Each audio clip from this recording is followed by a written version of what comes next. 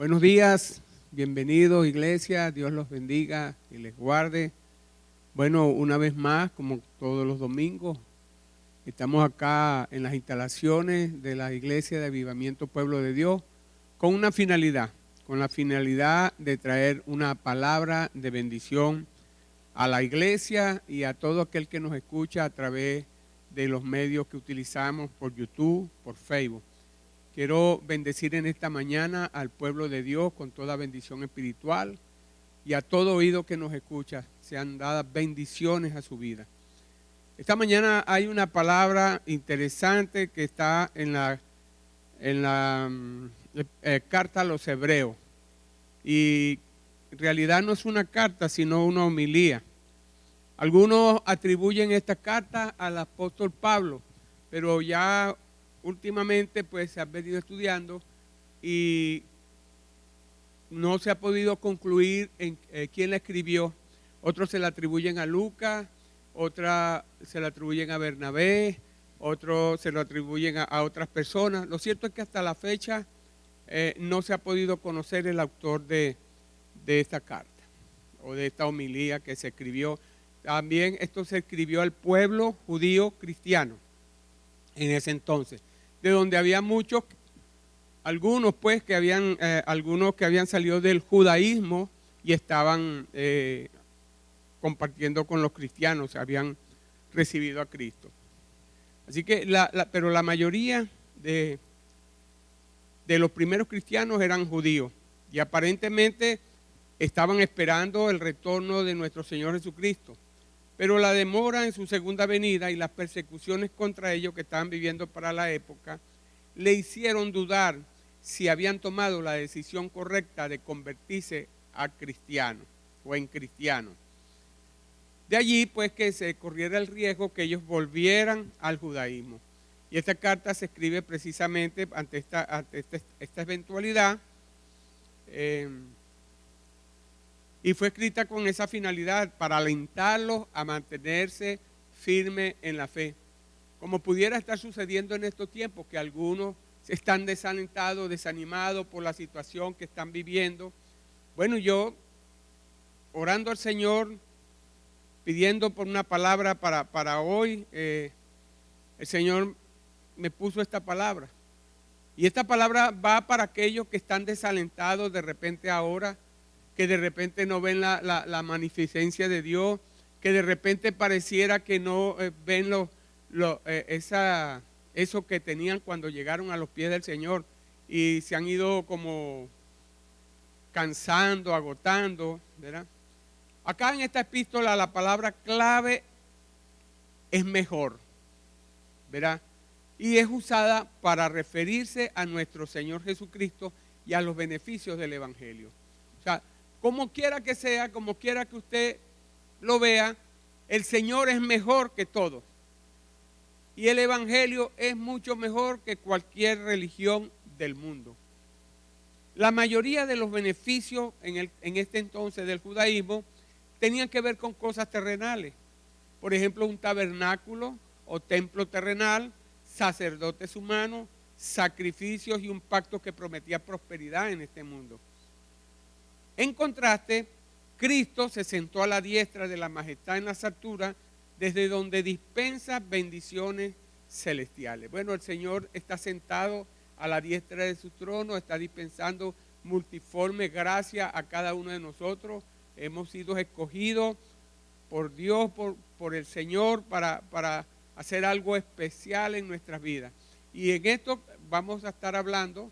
Nos vamos a ubicar en la lectura en Hebreos capítulo 6, versículo 1 en adelante, que a continuación les voy a leer. Padre, en el nombre de Jesús, en esta hora nos ponemos en tus manos, pedimos tu ayuda de lo alto, Señor, lo que tú quieras hablar a tu congregación. Estamos dispuestos, mi Dios, y abiertos y humillados delante del trono de tu gracia, para que tú puedas, a través de este humilde siervo, hablarle a cada corazón que en esta mañana está poniendo atención a esta palabra, creyendo, mi Dios, que la fe viene por el oír la palabra de Dios. Así que, mi Dios, te pido en el nombre de Jesús que unja tu palabra a través de tu Espíritu Santo. Amén, amén y amén. Bueno, comenzamos a leer el libro de Hebreos capítulo 6. Por lo tanto, dejando los principios elementales de la palabra del Mesías, avancemos a la perfección, no echando otra vez el fundamento del arrepentimiento, de obras muertas en fe y de fe en Dios, de la doctrina de bautismo, de la imposición de manos, de la resurrección de los muertos y del juicio eterno. Y esto haremos si lo permite Dios, porque en efecto es imposible que los que una vez fueron iluminados y probaron el don celestial y llegaron a ser partícipes del Espíritu Santo y probaron la buena palabra de Dios y los poderes del mundo venidero y recayeron, sean otra vez renovados para arrepentimiento, crucificando otra vez para sí mismos al Hijo de Dios, habiéndolo expuesto a la ignominia pública. Porque la tierra que bebe la lluvia, que muchas veces viene sobre ella y produce cosecha provechosa para aquellos por los cuales es cultivada, recibe bendición de Dios. Pero la que produce espinas y abrojos es descalificada y está cerca de maldición, cuyo fin es de ser quemada. Pero en cuanto a vosotros, amados, aunque hablamos así, hemos sido persuadidos de cosas mejores que tienen salvación. Porque Dios no es injusto para olvidar vuestra obra y el amor que habéis mostrado hacia su nombre, habiendo servido y sirviendo a los santos. Pero deseamos que cada uno de vosotros muestre la misma diligencia hasta el fin, para plena seguridad de la esperanza. Que no seáis perezosos, sino imitadores de los que mediante la fe y la longanimidad heredan las promesas. Porque cuando Dios hizo la promesa a Abraham, no teniendo a nadie mayor por quien jurar, juró por sí mismo, diciendo: en verdad te bendeciré y en verdad te multiplicaré. Y así, habiendo esperado pacientemente, alcanzó la promesa. Porque los hombres juran por uno mayor, y para ellos la conclusión de toda controversia es el juramento como confirmación. Por lo cual, queriendo Dios mostrar más plenamente a los herederos de la promesa lo inmutable de su plan, interpuso juramento, para que por dos cosas inmutables, en las cuales es imposible que Dios mienta, tengamos un poderoso estímulo los que hemos huido en busca de seguridad, para asirnos de la esperanza puesta delante de nosotros, la cual tenemos como firme y segura ancla del alma, que penetra hasta lo que está en el interior del velo, donde Jesús entró por nosotros como precursor, hecho sumo sacerdote para siempre, según el orden de Melquisedec. Y esta lectura la estoy tomando de la Biblia textual, ¿verdad? Acá el escritor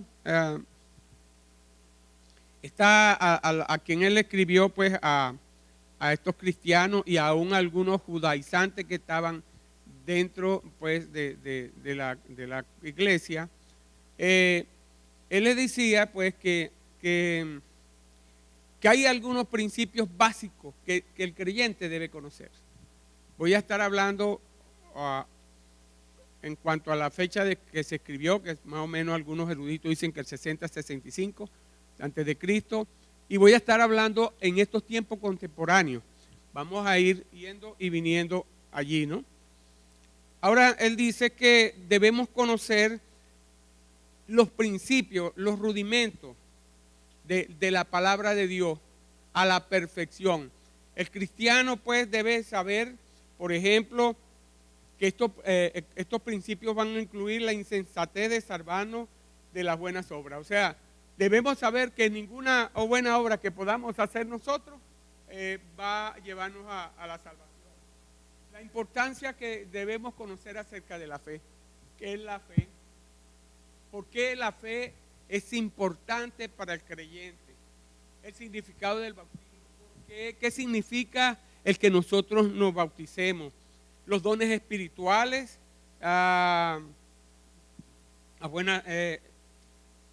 de buenas obras, los dones espirituales y el hecho de la resurrección y la vida eterna. 6 doctrinas que nosotros a estas alturas deberíamos conocer muy bien. Así que el creyente normal, el creyente común o el nuevo creyente que está en proceso debe conocer estas 6 doctrinas a la perfección. Pero para caminar más hacia allá, él está diciendo, ¿verdad?, a los lectores, para caminar hacia la madurez de nuestro entendimiento, necesitamos ir más allá de estas 6 doctrinas, pero sin dejar a un lado, sin obviar las 6 doctrinas. O sea, una vez conociendo estas 6 doctrinas, vamos a avanzar a caminar en el conocimiento, en un conocimiento más completo de nuestro Señor, de nuestro Dios, una mejor comprensión de lo que creemos, de nuestra fe. Y eso es lo que el autor se propone hacer. Él está diciendo que ese es lo que él se propone, ¿verdad? Y que los cristianos maduros deben enseñar a los nuevos creyentes en lo fundamental. Lo primero que tiene que hacer un cristiano maduro es enseñar al que está llegando a la iglesia estas 6 doctrinas fundamentales. Y en la medida que él va preparando a los nuevos creyentes, entonces va a ir aprendiendo aún más en profundidad de la palabra. Y esto es algo que es puntual. Aquellos que han alcanzado madurez en la medida de la práctica, en la medida de la lectura de la palabra, en la medida de la oración, en la medida de la investigación, en la medida de que profundizamos con Dios, Dios nos va a equipar para seguir dando a la iglesia una mayor comprensión de su presencia. Y esto era lo que estaba diciendo este hombre, ¿verdad? Él se proponía ir a un entendimiento mayor. Los creyentes de la época y nosotros hoy día necesitamos ir más allá de los rudimentos de nuestra fe. Tenemos que entender que Cristo era y es el sumo sacerdote perfecto y el cumplimiento de todas las profecías del Antiguo Testamento. Tenemos un sumo sacerdote que fue a la cruz del Calvario, un sumo sacerdote que entregó su vida por nosotros y que está sentado hoy día a la diestra de Dios Padre. Cuando nosotros entendemos y vamos viendo más en profundidad, entonces Dios va a empezarnos a mostrar que ya no es cuestión de discutir de mérito, sino de vivir una vida consagrada a Dios, porque hay un sumo sacerdote que nos dio ejemplo. A veces pensamos y siempre nos trabamos en mérito, que si yo hice esto, que si yo conozco más de la palabra, que si tú eres diácono, que si tú eres servidor, que si tú eres nuevo creyente. Y estamos viendo toda esta cuestión de mérito. Pero realmente lo que Dios quiere de nosotros y nosotros vamos a entender en la medida que profundicemos, ¿verdad?, es que nosotros deberíamos depender de Cristo y vivir para Él. Allí está el secreto de cuando conocemos a Dios. Ya no vamos a estar autojustificándonos, ya no vamos a estar viendo que si el hermano tal o cual es esto o es lo otro, o viendo nuestros méritos, sino que va a nacer un profundo deseo por hacer la obra del Señor, independientemente de donde Dios nos haya puesto. ¿Verdad? Había una situación acá en el primer siglo, ¿verdad? Y que era la siguiente: un pagano que se hiciera cristiano y luego volviera al paganismo, se apartaba por completo de la iglesia. Era apartado pues de la iglesia. Pero para el judío cristiano que decidiera volver al judaísmo, la separación era menos obvia. Su forma de vida permanecía relativamente sin cambio. Pero el apartarse deliberadamente de Cristo se separaba del perdón de Dios, y los que perseveran en la fe son los verdaderos cristianos. Acá la gente en ese entonces, pues, como les decía temprano, se iban cansando, pensaban que Jesús no venía y ellos volvían atrás. Pero acá no se trataba sino de que ellos habían probado y conocido a Dios y habían conocido al Espíritu Santo. Y ellos entonces volvían a su rudimento, volvían a lo que, ni siquiera a su rudimento, volvían a lo que ellos creían. Y aquí se habla prácticamente de que apostataban de la fe, porque dejaban de creer en aquel que lo había llamado. No era una situación que decía, no, yo me cambié de religión. No, es que es una cuestión tremenda, que Jesús había muerto y murió por nosotros en la cruz. Cuando nosotros que hemos conocido, que hemos experimentado la presencia de Dios, la presencia del Espíritu Santo, la comunión entre hermanos, que hemos visto y hemos comprobado que Jesús es lo mejor para nosotros y para la humanidad, y nos apartamos, estamos apostatando de nuestra fe. Y ya no hay sacrificio de nuevo. ¿O acaso nos volvemos a repetir? ¿Volvemos a sacrificar a Jesús? ¿Volvemos a llevar a cruz a nuestro Señor Jesucristo? Porque vamos a vituperarlo y entonces volver a ejercer en Cristo una nueva fe. Y esto era lo que hablaba el escritor, que los verdaderos cristianos, los verdaderos adoradores, aquellos que realmente probaron de esa presencia de Dios, no volvían atrás. Pero se estaba presentando esta situación con algunos judaizantes, ¿verdad? Y este versículo, ¿verdad?, es en el versículo 6. Este versículo señala el peligro de los obreros cristianos que estaban retornando al judaísmo. Esta gente se estaba volviendo y más que regresar o devolverse, estaban apostatando de la fe. Estaban negando la fe en Jesús. Y esto muchas veces sucede. Acá está sucediendo y la gente no piensa. Mucha gente viene a la iglesia y conocen a Jesús. Vienen de diferentes religiones, pero se cansan, pues bien sea por este tiempo. Mucha gente, me he sorprendido que mucha gente dice, pero ese se reunía en tal lugar y ahora está con tal religión o haciendo tal cosa. Y entonces uno dice, bueno, ¿qué está pasando allí? Porque al volver allá, no es que se cambió de religión, es que está negando a Jesús. Y ya está anulando el sacrificio de Cristo en su vida. Y ya no hay otro sacrificio por el cual hacer. O lo vamos como dice acá el escritor, lo vamos de nuevo a crucificar. Y por eso es importante que la iglesia conozca los principios básicos. Es muy importante que cada cristiano conozca las 6 doctrinas básicas del cristianismo. Es muy importante enseñar al cristiano la importancia que tiene saber y conocer cada uno de nosotros esas 6 doctrinas. Y desde allí entonces comenzar a caminar en lo que Dios nos está llamando. Pero a veces no. A veces llegamos y ni siquiera hablamos ni le enseñamos a las personas que llegan a la iglesia estos conceptos básicos, estas doctrinas básicas. Y entonces podemos encontrar que la gente no tiene el conocimiento suficiente ni puede acceder a esa bendición, a un camino mayor que es la madurez. Y en cierta forma nos hacemos culpables de esto. Así que Jesús no va a volver a ser crucificado. El día que tú te apartes del Señor, Él no va a volver a ser crucificado. Tú lo estás dejando. ¿Ve?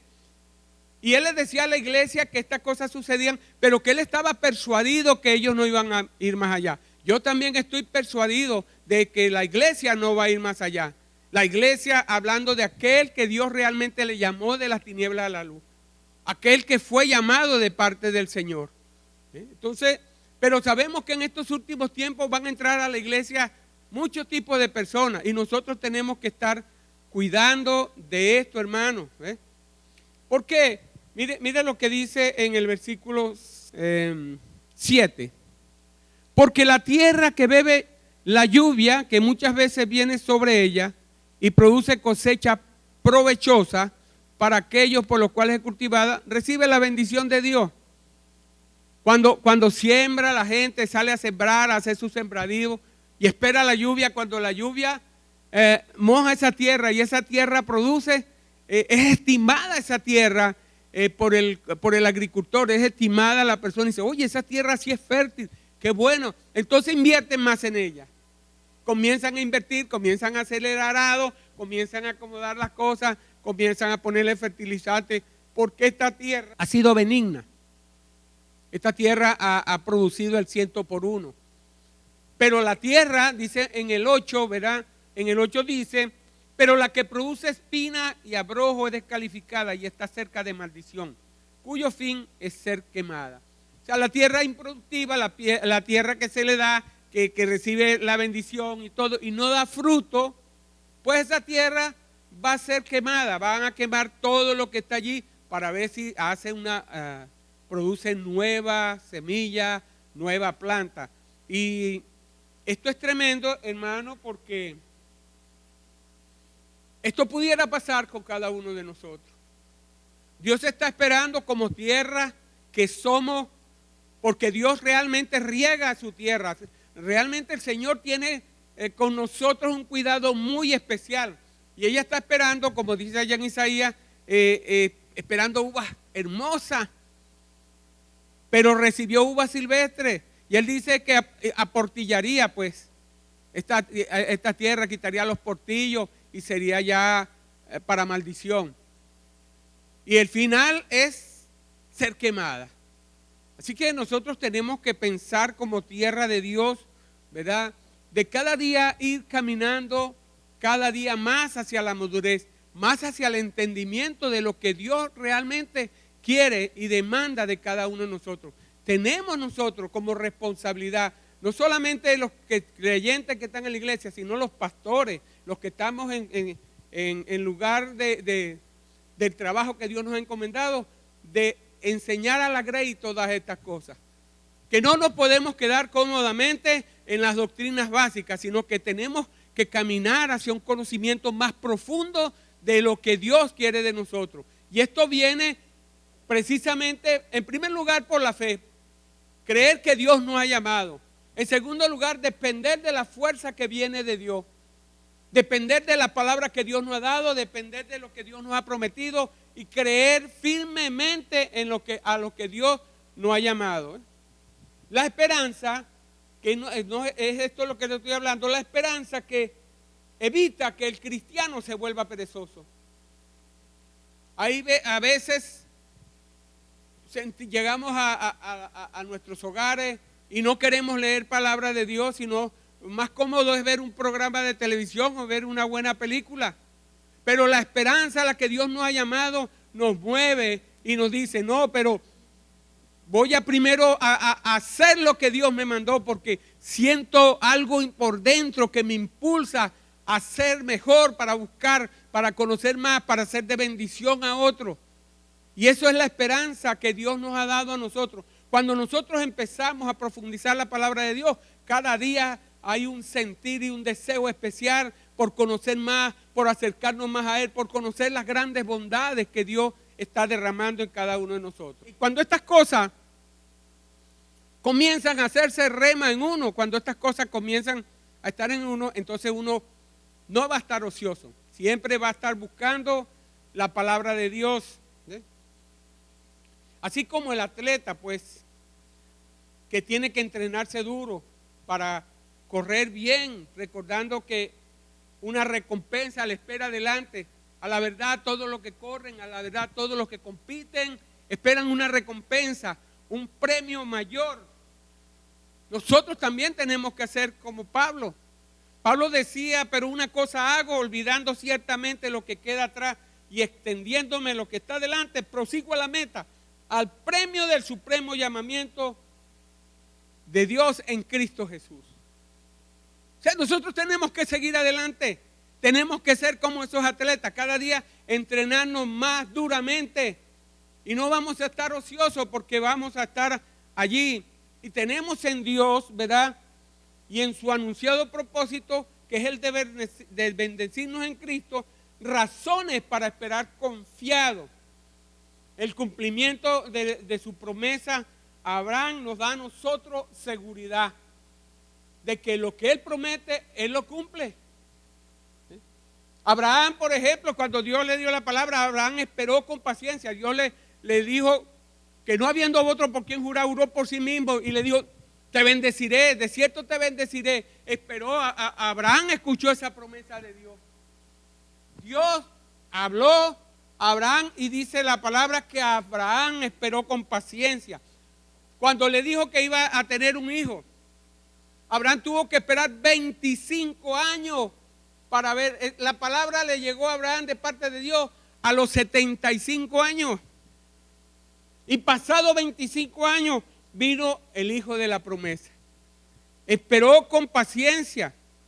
Y tal vez nosotros ahora hemos recibido alguna palabra de Dios. Yo no sé qué palabra te ha dado el Señor. ¿Con qué palabra te llamó el Señor a su iglesia? Pero tal vez nuestras pruebas y tentaciones a menudo son tan intensas que parecen durar una eternidad. A veces la prueba parece que no la vamos a soportar, que nos vamos a morir, que no vamos a poder, que no nos sentimos capacitados para eso. Pues déjame decirte que la capacidad viene de Dios.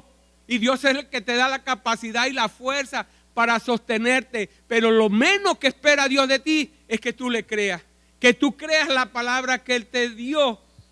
Así que en la Biblia vemos testimonios de cristianos también maduros que nos alientan a esperar en el Señor. Que el Señor actúe en su tiempo, no en mi tiempo, sino en el tiempo de Dios.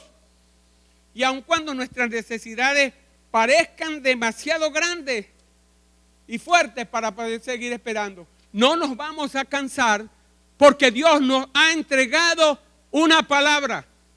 Y acá en el caso de Abraham, no solamente Dios le dio una palabra, le dio una promesa, pero como a veces no entendemos la cosa, en la antigüedad pues para dirimir algo tenía que haber alguien jurar delante de alguien mayor. Pues Dios, para que tuviéramos mayor seguridad, le dijo a Abraham que no habiendo, miró hacia los lados para prometer lo que iba a prometer a Abraham, y como no había nadie mayor que él, juró por sí mismo de que ciertamente bendeciría a Abraham. Acá veo dos cosas. Acá veo que no hay uno mayor que Dios. Y otro es que aquel que es mayor que todo prometió. Es eterno. Él va a cumplir.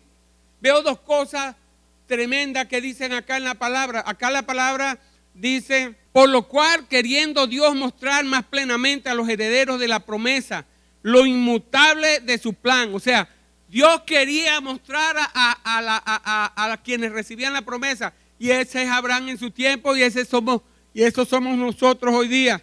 Y él dice, mira, lo inmutable es algo que no se mueve, que permanece en el tiempo. Bueno, él queriendo demostrarle a la gente, en este caso a Abraham, que no iba a cambiar nada de lo que él había prometido, juró. Hizo juramento. Ahora, acá nosotros tenemos que entender que nuestra esperanza y nuestra fe, como dice acá, se basa en dos principios. Miren, dice, para que por dos cosas inmutables en las cuales es imposible que Dios mienta, tengamos un poderoso estímulo de que hemos huido en busca de seguridad para asirnos de la esperanza puesta delante de nosotros. No es en vano que nosotros hayamos venido a los pies de Cristo. No es en vano que nosotros hayamos huido de la corrupción, porque aquel que no miente, que su naturaleza es verdad, el que no miente, el que habla verdad, el que no cambia porque es inmutable, fiel es el que prometió. Él prometió, Él no miente, no es hombre que mienta para que se arrepienta. Él lo ha dicho y lo va a hacer venir. Entonces, hay algo allí que no cambia, la naturaleza de Dios. Y lo otro es sus promesas. Sus promesas no cambian. Busquen la palabra donde Dios prometió que no cumplió. Todas las promesas que Dios hizo a Abraham y todas las promesas que Dios hizo a la Biblia, inclusive la nuestra, no han cambiado. Están allí porque es un Dios eterno, un Dios que no cambia, un Dios inmutable. Así que las promesas de Dios son invariables y confiables, porque Dios no varía, en Él no hay sombra de variación. Dios es confiable. Así que diga conmigo, Dios es confiable. Dios no cambia. Dios no es hombre que mienta ni que se arrepienta. Él lo ha dicho y lo va a hacer venir. Y esto lo hizo Dios con Abraham para que en él, y cuando nosotros leemos esta palabra, tengamos fe y confianza que lo que hemos dicho, lo que hemos recibido de parte de él, lo recibiremos. ¿Cuántos pueden decir amén a esta palabra? Así que, mire, Dios le prometió un hijo. Abraham era un hombre de 75 años. Su mujer era una mujer estéril. Pero cumplió. Y aun cuando Sara se adelantó, que lo que hizo fue traerle problemas hasta ahora, ¿verdad? Sara se adelantó y vino Ismael, y hoy mire, veamos lo que ha sucedido durante el tiempo y la historia por causa de no esperar en Dios. Así que yo te digo, hermano, mantente en la fe, mantente en tu iglesia, mantente buscando la palabra de Dios, acercándote a la presencia. Acercaos a Dios, dice el Señor, y yo me acercaré a vosotros. Dios está esperando que en este tiempo difícil, en vez de tú estás pensando en otras cosas, que te acerques cada día más a su presencia. Así que es tremendo, hermano. Es tremendo. Tenemos que acudir al Señor con sinceridad y acudir con fe. Tenemos que ser sinceros con Dios. Tenemos que reconocer que no tenemos fuerza, pero tenemos que reconocer también que tenemos un Dios poderoso y que Él tiene una promesa incondicional de aceptación. Él nos acepta tal cual somos. Él nos quiere bendecir, ¿verdad? Así que nosotros podemos llegar al trono de su gracia y pedirle que nos libre de todo pecado que nos acecha, de todo pecado que no es un obstáculo, que es un obstáculo para nosotros. Y tenga la seguridad que Él lo hará. Tenga la seguridad de que Dios le dará ánimo y seguridad para llegar a lo que Él le ha prometido. Tenga confianza en Dios. Acá en el 19 dice, la cual tenemos como firme y segura ancla del alma que penetra hasta lo que está en el interior del velo, donde Jesús entró por nosotros como precursor, hecho sumo sacerdote para siempre según el orden de Melquisedec, que no tuvo principio ni fin. Tenemos un gran sumo sacerdote. En la antigüedad, el velo se refería vamos a decirlo acá, a la cortina, pues, como un velo que había entre el lugar santo y el lugar santísimo. Y nadie podía entrar ni mirar allí sino el sumo sacerdote. ¿Y sabe cuándo entraba? Una vez al año. Y ese sumo sacerdote tenía que amarrarle unas campanillas a los pies para que se oyera y que no había muerte. Y cada año era que hacía expiación por nuestros pecados. Pero ahora Dios ha levantado un sacerdote mayor que ese. Un sacerdote que es eterno. Un sacerdote que no tiene que entrar cada año al lugar santísimo, sino que es un sacerdote que está eternamente en el lugar santísimo, al lado del Padre. Y Él es el que clama por nosotros. Él es el que está oyendo. Así que ten la seguridad que el Dios poderoso, el gran sacerdote, el sumo sacerdote, Cristo Jesús, le va a decir al Padre de cualquier cosa que nosotros necesitemos. Además de eso, en su infinita bondad, Dios oró por el Espíritu Santo. Tenemos al Espíritu Santo, hermano, que nos guía a toda verdad en el tiempo que estemos acá sobre la tierra. Entonces confía, hermano. Tenemos que avanzar. Hay cosas que no entendemos. No nos podemos quedar con la comida, el tetero de leche. Hay el niño que nace y bueno, y tiene que tomar del seno de la madre la leche. Pero se imagina un niño tomando del seno de la madre la leche durante 18 o 20 años. Va a ser un niño atrofiado. Va a ser una vergüenza. Se imagina una madre sentado con un hombre de 20 años, con un hombre de 40 años dándole leche. Una locura. Y Dios quiere que tú vayas a mayor, que tú avances, que tú entiendas. Así que busca al Señor. Busca al Señor mientras pueda ser hallado.